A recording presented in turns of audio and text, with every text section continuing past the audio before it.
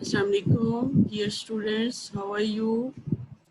It's our next lecture for Pak study for the class of 8. I'm your teacher, Mrs. Salma Sadiq. We are studying chapter number 2. Today's topic is General Election 1945-46. On August 21st, 1945, Lord Viceroy we will announce the holding of election of central and provincial assemblies in winter. The purpose of election was that after the failure of Shimla Conference, it was necessary to estimate the position of political parties in the eyes of people to determine which party could run the future of the subcontinent.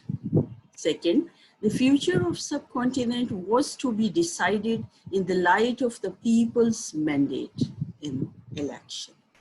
यानी आप देख रहे हैं कि Shimla conference की नाकामी के बाद ये अंदाज़ा लगाना लाजमी हो गया था कि मुख्तलिफ सियासी जमातों की अवाम में क्या हैसियत है और वो बरसगीर के मुस्तकबिल के बारे में किस जमात के साथ चलना चाहते हैं, किस जमात को ज़्यादा वैल्यू देते हैं। इस सूरत हाल में बरतानवी हुकूमत ने अवामी रुझान का पता लगाने के लिए आम इलेक्शन की बात की और दिसंबर 45 में सेंट्रल असेंबली के और जनवरी 46 में प्रोविंशियल असेंबलीज के इलेक्शन करवाने का फैसला किया। और डेफिनेटली हिंदुस्तान में यानी उस वक्त सब कॉन्टिनेंट की तमाम सियासी जमातों ने इलेक्शन में हिस्सा लेने का ऐलान कर दिया। ठीक हो गया। नाउ आपको पता है जब इलेक्शन होते हैं तो हर पार्टी आवाम के सामने आती है और अपनी अपनी बात करती है, अपना अपना मंशूर यानी मैनिफेस्टो देती है कि हम आपके लिए ये करेंगे, हम आपको फलां चीज़ फराहम करेंगे, इस तरह फैसिलिटेट करेंगे, जलसे जलूस वगैरह वगैरह। ये सारा जो पॉलिटिकल पार्टीज अपना पॉइंट ऑफ व्यू देती हैं, आवाम से जो वादे करती हैं, उनके लिए जिन प्रोग्राम्स का वादा करती हैं उसको मैनिफेस्टो ऑफ दैट पार्टी कहा जाता है। यानी all the political parties of the India announced to contest the election. Congress gave the following points in its manifesto. Kya? First of all, South Asia will be liberated as a single unit. यानी कांग्रेस का मंशूर था कि जनूबी Asia को एक single state के तौर पर आज़ाद कराया जाएगा। अब आप ज़रा गौर कीजिए, उसका पहला पॉइंट ही ये है कि पार्टीशन की बात नहीं है, अंग्रेज एज इट इज इसको छोड़ के जाएंगे, ये सिंगल यूनिट ही रहेगा, तकसीम की कोई स्कीम काबिल कबूल नहीं होगी। और कांग्रेस ये भी कहती थी कि बरसगीर के तमाम जमातों, तमाम कौमों की वो नुमाइंदा जमात है और उसका कहना ये था कि मुसलमान भी कांग्रेस के पॉइंट ऑफ व्यू से एग्री करते हैं। यानी उन्होंने कहा no scheme of partition will be acceptable to them. Congress claimed itself to be the representative of all the communities. अब दूसरी तरफ मुस्लिम लीग क्या कहती है? What was the manifesto of Muslim League? The liberation of India from British rule. पहला point कि अंग्रेज चले जाएं यहाँ से। Second point is foremost point partition of India. और करें कांग्रेस का मैनिफेस्टो है no scheme of partition will be acceptable, while Muslim League is saying partition of India. And the third point, Muslim League as the representative of all the Muslims living in the subcontinent. Now started the election campaign. All the political parties launched huge election campaign, right? अब उसमें क्या करते हैं कि कांग्रेस क्या करती है? Congress wanted to frustrate the Muslim League at any cost. Its leader toured the length and breadth of the India. Congress made election alliance, Jamiat Ulama Hind and other Muslim parties and took every possible step to create obstacles in the way of the Muslim League. यानी तमाम सियासी जमातों ने अपनी अपनी जगह पर ज़बरदस्त मुहिम चलाई और कोशिश कांग्रेस की थी कि हर सूरत में मुस्लिम लीग के जो अज़ाइम हैं उनको नाकाम बनाए। उसके कायदीन ने पूरे बरसगीर में शुमाल, जनूब, मशरिक, मगरिब हर तरफ के दौरे किए और बाकी जो और पार्टियां थी सब कॉन्टिनेंट की, मसलन यूनियनिस्ट पार्टी थी, पार्टी इहरार थी, जमीयत उलमाए हिंद और भी कुछ मुस्लिम जमातों से उसने अलाइंस किए, यानी उनके साथ मिल गए, इत्तेहाद किए ताकि मिलकर मुस्लिम लीग का रास्ता रोका जा सके। अब दूसरी तरफ जाहिर है सिर्फ मुस्लिम लीग अकेली थी, दे वर वेरी डिप्रेस्ड, परेशान तो थे ऑब्वियसली। मुस्लिम लीग के लिए election were life and death issue for the Muslim leader of the Muslim League toured the country wide Quaid-e-Azam, in spite of his failing health, made stormy tours to make the Muslims aware of the need of the hour.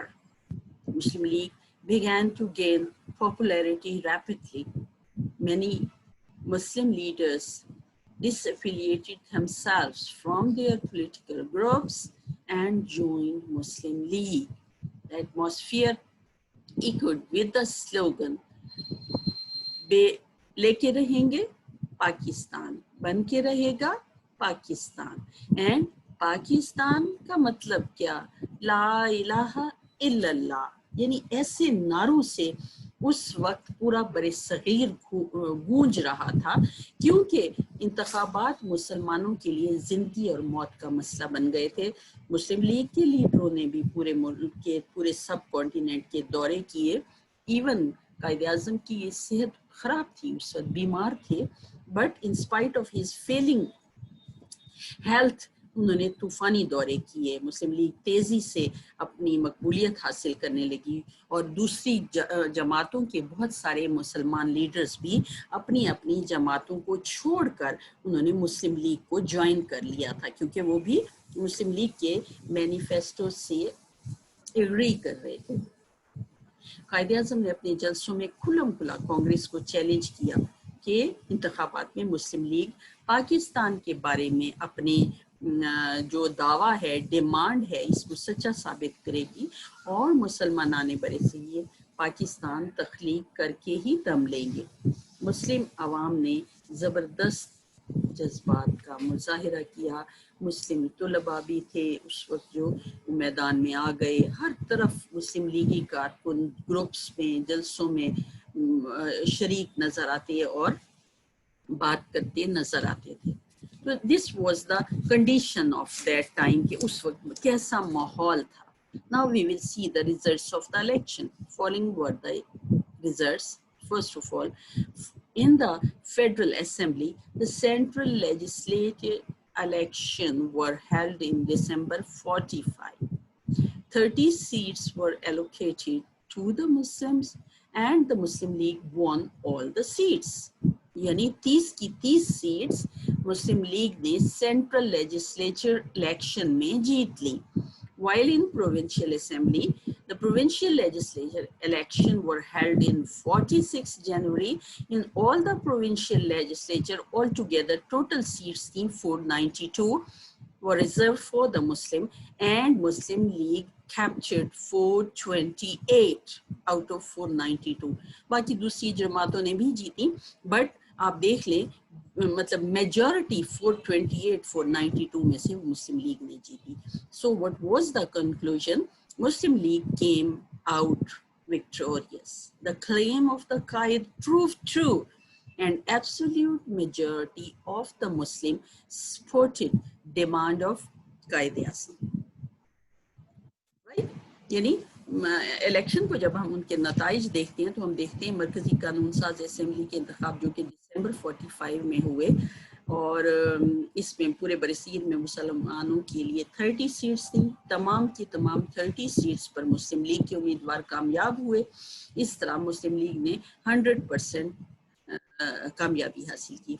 1966 में सूबाई असम्बलियों के election हुए और मुसलमानों के लिए तमाम सूबाई असम्बलियों में टोटल 492 सीट्स थी।